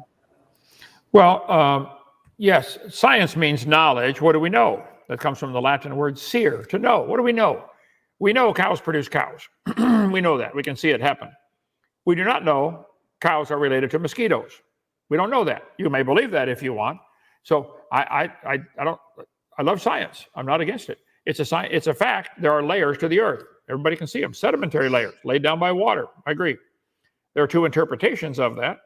One of them is wrong. Maybe both are wrong, but certainly one's wrong. Evolutionists, though, want to erase that line and make their interpretation part of the fact. And evolution is not science. Evolution should not be included in science. It's the fly in the water that needs to be picked out so kids can drink the pure water. All right. I appreciate the response. Kent, Jonathan, question was for you. You get the last word. Again, with this, like, you know, we never see evolution or like ducks produce whatever. It seems to be the same thing as like, of course, that makes sense on an intuition, but the same thing with, I don't feel like I'm moving 1,000 miles an hour. I don't feel like the Earth is going around the universe a bazillion miles an hour. I don't feel like we're a spinning ball flowing through a vacuum of space. You know, just because it doesn't make sense intuitionally doesn't mean that the scientists are wrong or it's some big conspiracy. It just means it's complicated and that, you know, things are more hard to understand than we'd like to think. Okay, thank you for both your responses on that one. So this one comes in from Jackson Rowe, your best buddy here, Kent. So he has a question for you, and he says, I got it up on screen. He says, so there's nowhere the Cambrian, Ordovician, Silurian, etc. exist anywhere on planet Earth. Absolutely correct, Jackson. You are getting it. You're finally understanding. There's no such thing as a Cambrian era or Jurassic or Triassic or Mississippian, Devonian, Silurian. It doesn't exist anywhere on Earth except in the textbooks. This guy said in the Scopes monkey trial back in 1920s, the lowest layers are obviously the oldest. No, they're not. If the older layers are at the bottom and the top layer is younger, where did it come from? Outer space? The whole geologic column is a lie. It doesn't exist anywhere. It's all made up. You spent a bunch of time and energy learning a bunch of hard names, and it's useless information. Go ahead. Thank you, Kent. And over to you, Jonathan, for your response. If like, okay, old Seattle, new Seattle. If the scientists said we've dated old Seattle this date and new Seattle this date, Kent would be very happy to accept that. We've dated old Jerusalem this date and new Jerusalem this date. But then when they take those same methods and apply it to the different layers, then all of a sudden we have a problem. I just don't understand. I feel like they know what they're doing, and I'm not prepared to challenge the scientists on their methods because I accept them everywhere else. All right, Kent, you get the final word. It was your question. Jackson, if the top layer is younger, where did it come from? How can the layers be different ages? Explain that, Jackson. Next time we have a debate, I want to hear that answer. Go ahead. All right, I appreciate it, Kent. Next question comes in the form of a super chat from Virum Argumentum, $20 super chat. I appreciate the support. This one's for you, Jonathan. So he asks, doesn't Word of the Wild know that the Flat Earth Society is not a religious group and that many of them are atheists and agnostics? And he ends his question by saying they even had a president, Daniel Shenton, who was an agnostic evolutionist. Any thoughts on that? Yeah, I mean, I think it's disturbing. It was disturbing to me that it still is. It should be disturbing to all of us listening that most of the young earthers are all theists and they think that the earth is flat and it's in a dome because Genesis says this. And I mean, I don't know. Is it a religious group? Well, of course. I don't know. I don't know if that even matters, but they're most of them are theists. If you listen to any debate with the flat earther, they're pretty much all theists, and they agree with everything that pretty much that Mr. Hovind says and other young earthers. But I think that if you just had to, take another step and understand the methods that they're using, the epistemology that they're using to overthrow gravity and all the other sciences, you might see similarities with a young Earth epistemology. They seem to me to be the exact same thing. All right. Thank you for the response. Dr. Hovind, anything you wanted to add to that? Well, I think two fleas might be arguing on top of the dog. Do dogs really exist? Because they're just so little and he's so big, they can't understand it. And I think we're so tiny compared to the size of the earth, and it looks flat from time to time. But there's all kinds of ways to prove it's wrong. I don't want to get into that. I haven't tried to trap me in. I'm busy with the creation evolution topic. That's all I can handle. I think the flat earth is dumb. It's not true. Okay, the earth is a ball. It's round. And I love science, and I'd be glad to explain it to you if you'd like. But I think the whole thing is dumb, and I think evolution is just as dumb. It doesn't happen. They believe it. It's a religion. They believe dogs and mosquitoes have a common ancestor. I would bet Jackson Rowe believes he's related to a mosquito. I think Professor Dave does. I think that you're welcome to believe that. My point is, it's not science. It's not science. So it ought to be excluded. Pick the fly out of the water. It doesn't belong there. I'm not against science. I'm against flies in my water. I'm against lies in my science textbook. That's all. I appreciate it, Kent. And Jonathan, quick final word. I mean, again, like Kent and I would both team up against the flat earth, but the same arguments that Kent and I would use against a flat earther would be the same arguments that I would use against young earth. They seem to be the same thing. And I just think it's, Kent says it's not science. The flat earthers don't think it's science either. And if they came to you or to you, Donnie, and said, gravity isn't science, you would think that it is, and the same reasons that you would give why gravity is science is the same reason why evolution is science. All right, I appreciate it. Next question comes in from SpongeBob Imagination, and he's got a question for you, Jonathan. He asks, do you accept the resurrection of Jesus, even though experts say that resurrections are impossible? I'm just forced to, just for the sake of consistency. And I mean, the whole like, Jesus seminar thing. I mean, they've got really good ways of going about this. I mean, maybe the resurrection means something else. It means something bigger. It means something like, Jesus' the way of Jesus will continue on and affect in the world, and it's alive through us. I mean, that sounds like really lame and stuff, but I mean, I just don't. I feel like I'm just completely at odds with the experts, and I've just got to submit blindly to them, just like we all do in every other thing. So I'm not going to venture out and pretend to be an expert in something that I'm not. I feel like it'd be inconsistent. All right, thank you for the response, and over to you, Dr. Dino, if you had anything you wanted to add. Well, my understanding is that X is a has-been and a spurt is a drip under pressure. I think if that's what you're following, you're mistaken. So, Jonathan, if I understand your response, you do not believe Jesus rose from the dead. Is that your response? Well, again, I would probably take like the kind of the cop-out way and say yes, but not in a literal way, in some other way, and some expert could probably explain what that means, right? I just don't know what to say. So yes, but also not in the same way you would think, probably. I know it's lame, but what do you want me to do? I'm lost here. All right, guys, you guys are keeping this fun. So we still got over 250 people in the chat, but time is flying by. I want to respect the time of the debaters for tonight. So we're going to start winding it down with maybe one or two final questions here. We had a ton of questions come in. So this one comes in from World Tanks. He says, at Standing for Truth, question for Jonathan. How exactly do the layers, in brackets, he puts the geological column, form? What happens that there comes a new layer?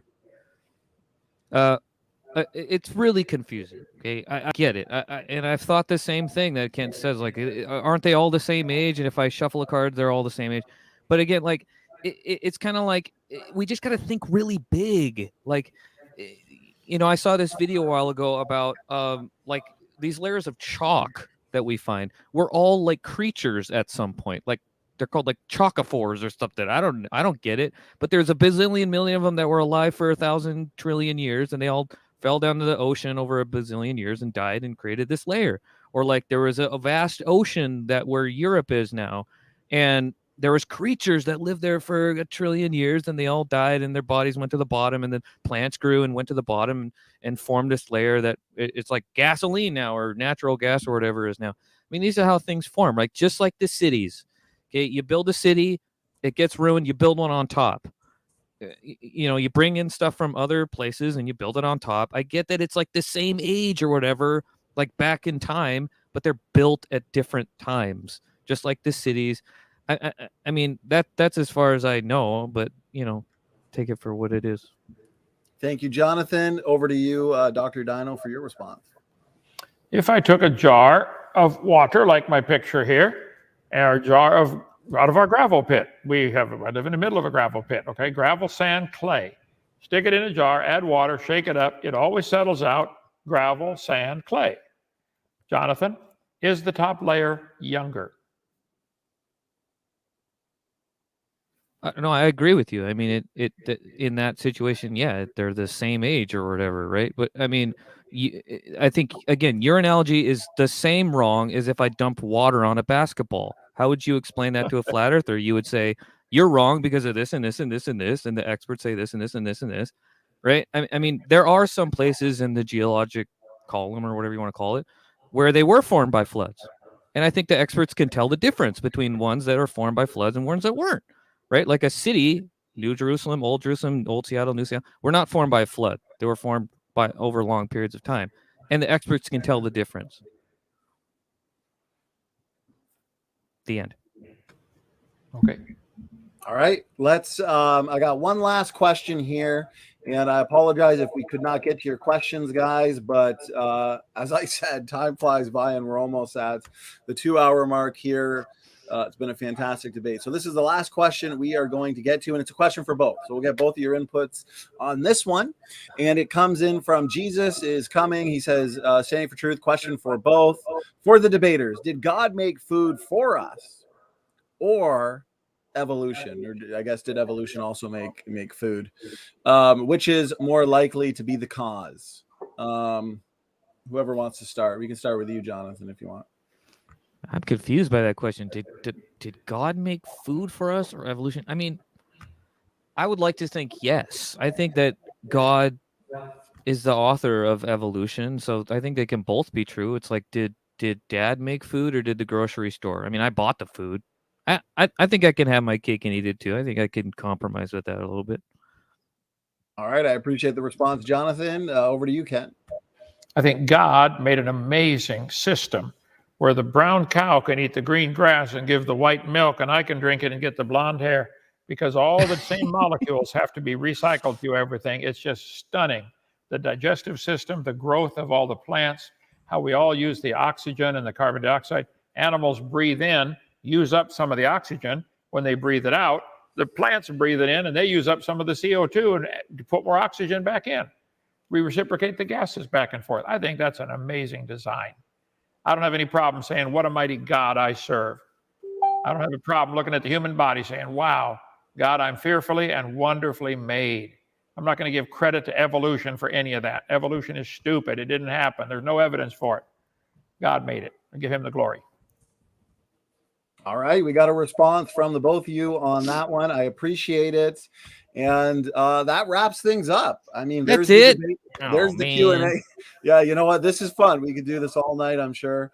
But we got to end it somewhere. Jonathan and Kent, thank you for making a fun, entertaining, and engaging debate. We still got 250 people in the chat, and we got an after show on Logical Plausible Probables channel. It sounds like it's going to kick off right after this debate ends. But as we always do, guys, I want to thank you both for giving us your time for this awesome debate. And let's have some final thoughts, final words before we shut it down. Jonathan, let's start with you. This is your first time on the platform. Again, thank you so much. And yeah, final thoughts, final words. Thanks again. I really appreciate it. I appreciate Kent coming on. I'm glad to see him in good health. I get, like, I just think that it's just completely inconsistent, and if you I just can't get it out of my head. Like, the young Earth thing is the same as the flat Earth thing. The same epistemology, same analogies, same tactics, right? And Kent would disagree with them, but then kind of special pick his own things and think they're a little bit different. But to me, they're the same. I don't know what to tell you.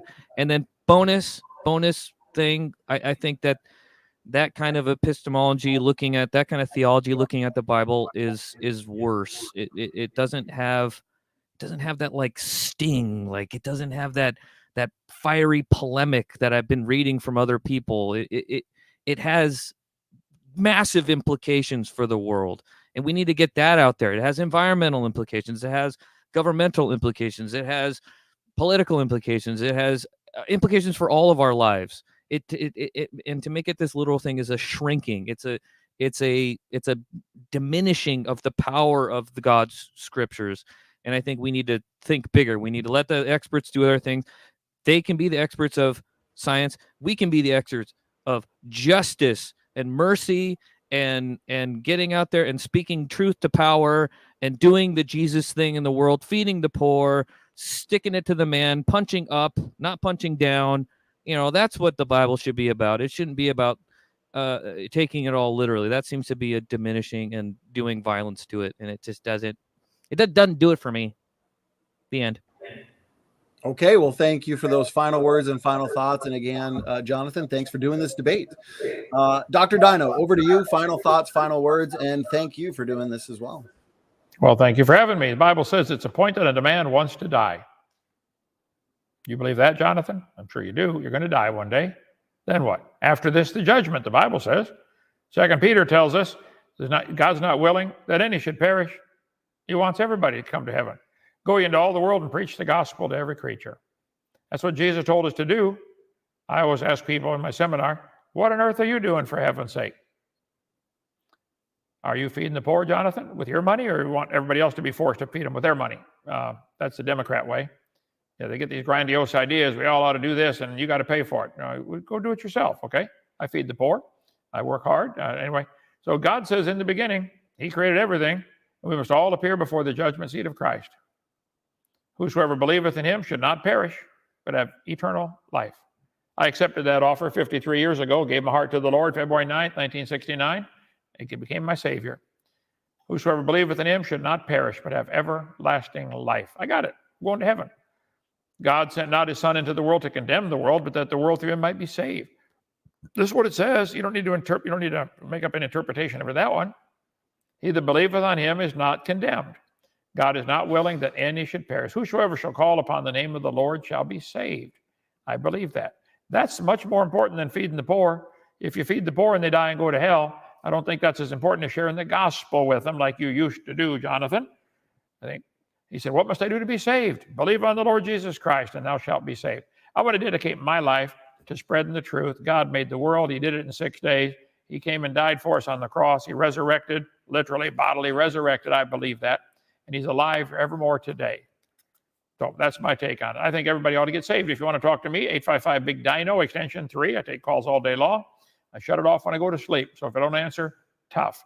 Call tomorrow. 855-BIG-DINO. We'll get to you. Come visit our Dinosaur Adventureland in Lenox, Alabama. It's free. It's amazing. You're going to love it. How'd you guys like the Science Center today? Yeah, that's cool. Huh? All right. Jonathan, come on down. We'll give you a tour. Get you converted, okay? All right, guys. Thank you so much, Dr. Dino and Jonathan, for those final words and final thoughts. I appreciate it. Dr. Dino, we're going to let you get some sleep. And before I forget, after show on Logical Plausible Probables channel, he puts a comment here and a super chat, so I appreciate it. So guys, head on over there. And again, fantastic debate. I'm going to let the debaters get out of here and do our closing music, and then I'm going to come back just for 2 minutes, just myself, and go over some of the epic debates we have over the next month. So everybody, blessings. Thank you for tuning in. Thanks again, Kent and Jonathan. And Standing for Truth is out.